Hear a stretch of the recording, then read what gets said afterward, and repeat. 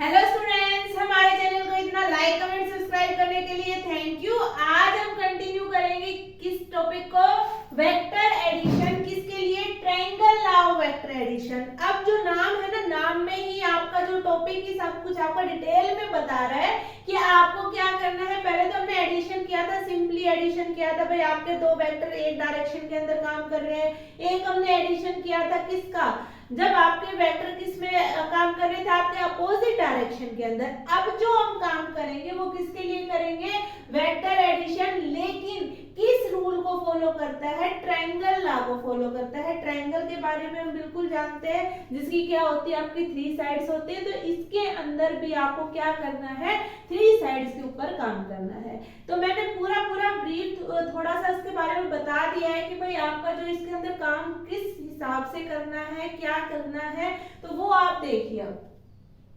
हमने कहा कि 3 साइड्स के ऊपर काम करना है, तो 3 साइड्स जो है, 3 साइड्स के लिए एक आपका रूल इसके अंदर फॉलो किया जाता है। रूल क्या फॉलो करना है, जो आपकी जो 2 साइडें होती हो, जो 2 साइड इसके अंदर जो रहेंगी, वो 2 वेक्टर सेम डायरेक्शन के अंदर इंडिकेट करती हैं। इस बात पे थोड़ा सा फोकस करें कि जो आपके 2 वेक्टर हैं, 2 वेक्टर कौन कौन से, मान लीजिए आपका वेक्टर पहले ये ए था और एक वेक्टर कौन सा था, आपका बी वेक्टर था।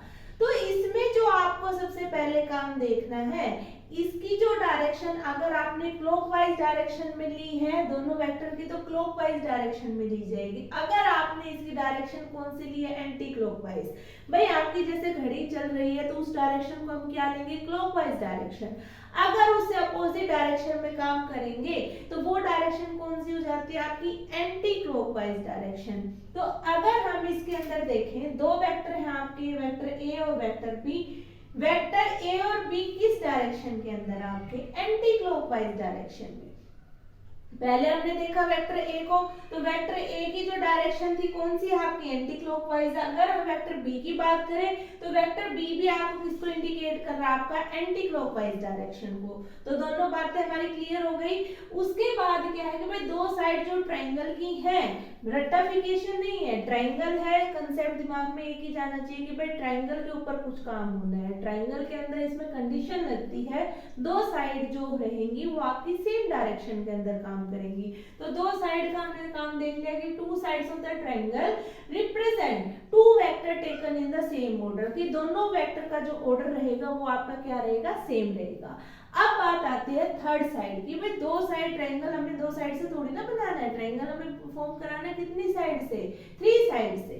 तो 2 साइड की तो हमने बात कर ली, लेकिन थर्ड साइड के साथ क्या होता है, तो थर्ड साइड के साथ देखते हैं। थर्ड साइड होता है triangle taken in opposite order, कि आपका जो थर्ड साइड है वो आपका कैसा लिया जाएगा, अपोजिट ऑर्डर में लिया जाएगा। मान लीते हैं कि 2 वेक्टर हमने कौन सी डायरेक्शन में लिया, आपके एंटी क्लॉकवाइज डायरेक्शन में। तो थर्ड के लिए बिल्कुल कंडीशन आपकी फिक्स रहती है ट्रायंगल रूल के अकॉर्डिंग, कि आपका जो थर्ड साइड होगा वो कौन सी डायरेक्शन में होगा, आपका अपोजिट ऑर्डर के अंदर, कि opposite order represent the vector sum of the 2 vector. और जो थर्ड साइड होगी ना, वो आपका एक काम और भी करती है, वो एज अ डिस्प्लेसमेंट काम करती है, कि आपका डिस्प्लेसमेंट क्या कहती थी, शॉर्टेस्ट पाथ। और शॉर्टेस्ट पाथ के साथ साथ वो रिजल्टेंट बताते हैं दोनों वेक्टर का, कि भाई ये जैसे डिस्प्लेसमेंट आपका इंडिकेट कर दिया कि आपका जहां से इनिशियल चले और फाइनल कहां पहुंचे, तो उसके बीच का जो शॉर्टेस्ट पाथ था वो उसने इंडिकेट किया। लेकिन जो इस ट्रायंगल रूल के अकॉर्डिंग जो आपका जो थर्ड साइड होगी वो दोनों वेक्टर का क्या होगी, सम होगी।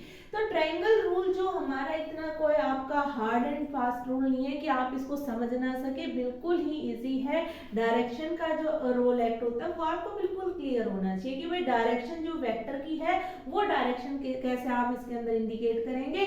2 डायरेक्शन आपकी सेम डायरेक्शन में काम करेंगे, सेम ऑर्डर के अंदर वो काम करेंगे। अगर आपने क्लॉकवाइज ली है तो क्लॉकवाइज डायरेक्शन में, एंटी क्लॉकवाइज है तो एंटी क्लॉकवाइज डायरेक्शन में। जो थर्ड जो साइड होगी वो आपका इंडिकेट करेगी रिजल्टेंट को, रिजल्टेंट आपका किसका, दोनों वेक्टर के सम को। और जो उसकी डायरेक्शन होगी उसका ऑर्डर आपका अलग होगा। अगर इनका आपने एंटी क्लॉकवाइज डायरेक्शन लिया है तो उसकी डायरेक्शन कैसी होगी, आपकी क्लॉकवाइज डायरेक्शन। तो ये तो बात की हमने ट्रायंगल रूल की। अभी एक एग्जांपल इसके अंदर कर लेते हैं, किस टाइप के क्वेश्चंस इसके अंदर आएंगे उसको हम कंटिन्यू करते हैं, प्लीज नोट इट डाउन। अभी जो बात करेंगे हम करेंगे एग्जांपल के। एग्जांपल हमें क्या कहता है कि हमने एक वेक्टर लिया a, एक वेक्टर आपका क्या है b, नेक्स्ट वेक्टर क्या है आपका c, नेक्स्ट वेक्टर क्या है आपका d, और आपका क्या बताना है, रिजल्टेंट बताना है। इन सभी का क्या बताना है, रिजल्टेंट बताना है। रिजल्टेंट बताने के लिए हम क्या करेंगे, हमने क्या देखा था कि जो आपका रिजल्टेंट वैल्यू होगी वो आपका डायरेक्शन देखेगी वेक्टर की डायरेक्शन सारी आपकी सेम ऑर्डर के अंदर चल रही है, तो उसका जो रिजल्टेंट जो निकलेगा सभी वेक्टर का क्या निकलेगा, आपका सम निकलेगा। अगर हम ये वाला रिजल्टेंट देखें तो आपका वेक्टर ए उसी डायरेक्शन में, कौन सी डायरेक्शन में, आपका एंटी क्लॉकवाइज डायरेक्शन में, बी वेक्टर वो भी आपका ऑर्डर सेम है, सी वेक्टर का भी ऑर्डर सेम है, और आपका डी वेक्टर का भी ऑर्डर क्या है, आपका सेम है। जो आपका रिजल्टेंट निकालेंगे तो रिजल्टेंट क्या निकलेगा, सभी वेक्टर का सम निकलेगा, vector A plus vector B plus vector C plus vector D. अगर हमें पूछा जाए कि भाई आपका है ना रिजल्टेंट निकालिए ई का, तो रिजल्टेंट ई का क्या निकलेगा, ए प्लस बी निकलेगा। अगर हम कहें कि भाई एफ का निकालिए तो एफ में क्या हो जाएगा, आपका रिजल्टेंट इन दोनों का सम हो चुका है ए प्लस बी, और उसमें दूसरा और क्या ऐड हो जाएगा, आपका सी हो जाएगा। अगर इससे आगे पूछा जाए तो आपका a प्लस बी प्लस सी तो हो चुका है d, और इसमें ऐड हो जाएगा। तो रिजल्टेंट निकालने के लिए हमें सिर्फ वेक्टर की डायरेक्शन देखनी होगी कि वेक्टर किस ऑर्डर के अंदर काम कर रहे हैं, और जो रिजल्टेंट निकलेगा वो जो थर्ड साइड होगी वो क्या होगी, आपकी अपोजिट डायरेक्शन के अंदर काम करेगी, और अपोजिट डायरेक्शन वाली जो अपोजिट डायरेक्शन वाला जो रहेगा वो आपका एज अ रिजल्टेंट उसके लिए सभी वेक्टर का सम जो रिजल्ट देगा। ओके, आगे बात करेंगे एनालिटिक मेथड। अभी तक हमने बात की थी वेक्टर एडिशन किससे, triangle law of vector addition. जो अभी हमें काम करना है ना, तो आपका सिंपली जो resultant r is equal to a plus B हम जो निकाल लेते थे, लेकिन अगर आपका थीटा एंगल काम कर रहा है, थीटा एंगल आपका यहाँ पे जो आपका एंगल है वो क्या फॉर्म कर रहा है, आपका थीटा एंगल फॉर्म कर रहा है, तो थीटा एंगल पे हम कैसे सोल्व करेंगे, तो आपका इस मेथड को एनालिटिक मेथड के अंदर हम इंक्लूड करते हैं, और इसको सोल्व करने का तरीका भी जो है ना ज्यादा मुश्किल नहीं है। आपको सिंपली बस ट्रिग्नोमेट्रिक टर्म इसके अंदर अप्लाई करनी है और r की वैल्यू निकालनी है जब थीटा एंगल इसके अंदर काम करता है। तो हमें सबसे पहला जो स्टेप है, पहला स्टेप आपका सेम एज इट इज वैसा ही रहना है कि आपका ये देखिए राइट एंगल ट्रायंगल बनाना है। राइट एंगल ट्रायंगल बनाने के लिए क्यों बना रहे हैं हम राइट एंगल ट्रायंगल, क्योंकि इसको सोल्व करने का जो थीटा एंगल है ना वो वैसे आपका सोल्व नहीं होगा, क्योंकि अगर हम इसको राइट एंगल ट्रायंगल बना लेते हैं तो पाइथागोरस थ्योरम अप्लाई करके हम base square plus perpendicular square आपका रिप्रेजेंट कर सकते हैं। तो सबसे पहले हम क्या करेंगे, एक छोटी सी कंस्ट्रक्शन हमें करनी है कि यहाँ पे क्या ड्रॉ कर लेना है, एक परपेंडिकुलर ड्रॉ करना है। जैसे ही हम परपेंडिकुलर ड्रॉ करेंगे तो ये हमारा कंप्लीट क्या बन जाएगा, आपका राइट एंगल ट्रायंगल बन जाएगा। और जैसे ये राइट एंगल ट्रायंगल बनेगा तो आप पाइथागोरस थ्योरम जो है इस पे इजीली अप्लाई कर सकते हैं। तो सबसे पहले जो स्टेप आपको क्या करना है कि ड्रॉ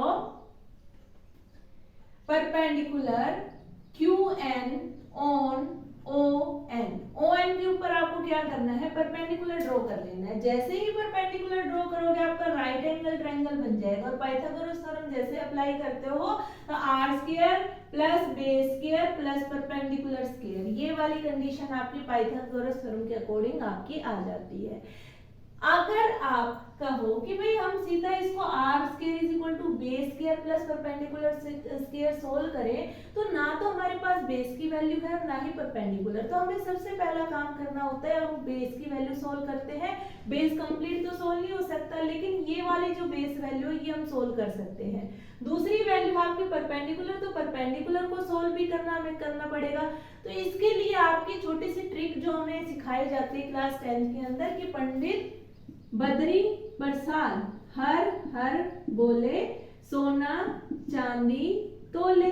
तो भाई आपका ये वाले पैटर्न से आपको किस किस की वैल्यू निकालनी है, परपेंडिकुलर की निकालनी है और बेस वैल्यू निकालनी है। तो पहले काम हम कर लेते हैं परपेंडिकुलर के लिए। परपेंडिकुलर के लिए करेंगे तो हमें कौन सी रेशियो निकालनी पड़ती है, आपकी sine theta. Sine theta is equal to perpendicular upon hypotenuse.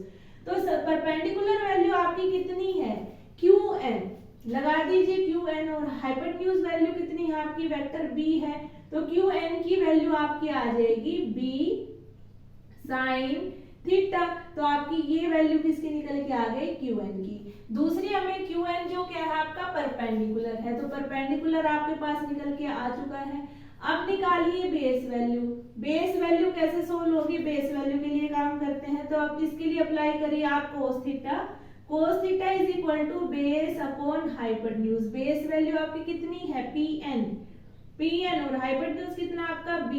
तो Pn की वैल्यू जो होगी वो आपकी कितनी निकल के आएगी? b cos theta. तो ये वैल्यू निकल के आई आपकी Pn की। अब पाइथागोरस थ्योरम अप्लाई करते हैं। पाइथागोरस थ्योरम हमें क्या कहेगी? r square is equal to qn का स्क्वायर प्लस कंप्लीट ON का स्क्वायर। तो ON का स्क्वायर तो आप एज इट इज नहीं लिख सकते, आपको क्या करना पड़ेगा? इसका पार्टीशन करना पड़ेगा। पार्टीशन करिए इसका। तो QN की वैल्यू हमारे पास है, कितनी वैल्यू है? b sin theta. कंप्लीट का क्या बनेगा? आपका स्क्वायर बन जाएगा। दूसरा ON को हम क्या लिख सकते हैं? OP की वैल्यू कितनी है आपकी? a है। दूसरा क्या है आपका? Pn की वैल्यू कितनी है आपकी? b cos theta. तो b cos थीटा कंप्लीट का क्या हो जाएगा आपका? स्क्वायर। सोल्व करिए इसको। b square sin square theta plus a square plus b square cos square theta plus 2ab cos theta. अब हमने ये कैसे सोल्व किया? आपका फॉर्मूला अप्लाई हुआ है a प्लस बी का whole square, a square plus b square plus 2ab cos theta. अब इसको सोल्व कैसे करेंगे भाई? आपका जो टर्म है b स्क्वायर कॉमन आ रहा है। पहले तो हम a स्क्वायर को अलग कर लेते हैं।